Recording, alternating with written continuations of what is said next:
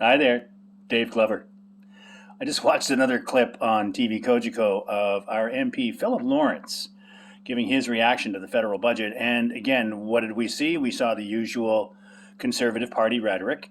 Chrystia Freeland has broken a promise that she made. Apparently, she promised that they would have fiscal restraint in this 2023 budget. Obviously, with inflation being the problem that it has been for families across this country, the government instead chose to provide more funds for struggling Canadian families, struggling middle class families. Justin Trudeau was elected in 2015 to help the middle class, not to hinder the middle class. And what do we hear from Philip Lawrence? Well, we hear more talk of austerity. Mr. Lawrence would rather see us cutting programs and cutting services than providing for Canadians. But we saw that. We saw that under 10 years of Stephen Harper.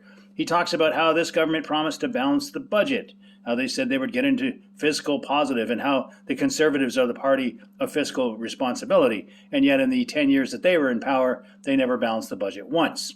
Even the budget that Mr. Harper introduced on his way out the door, the so-called balanced budget, was balanced, if you want to call it balanced, the same way Mr. Harris balanced the budget in Ontario before he left.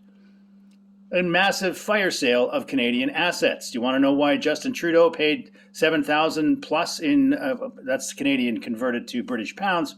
Why did he pay that to stay at a hotel? Well, because Stephen Harper chose to sell off the Canadian legation in London. We had a place where we would stay rent-free because we owned it.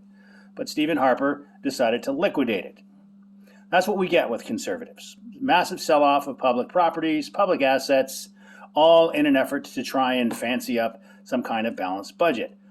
But tax cuts have gotten us to where we are right now. In my last video, I talked about how tax cuts have essentially crippled the judiciary in Canada. Well, tax cuts have also crippled our Social Security safety net. That's why when you go to the doctor, you're paying more out of pocket. Because Conservatives, like Mr. Ford, and like Mr. Harper in Ottawa, and Mr. Poilievre for that matter, believe that putting more money in your pocket is more important. They know they need to put more money in your pocket because when they cut public services, you're going to have to pay for them out of pocket. This is why we have social programs in Canada.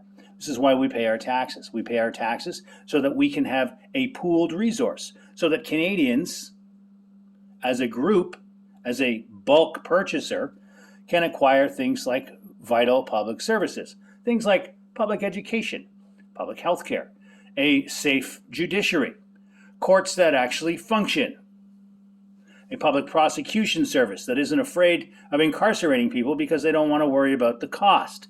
I mentioned that in my video yesterday as well. The average cost to incarcerate someone for just 1 year, every year as a matter of fact, an estimated $127,000. That's per inmate every single year.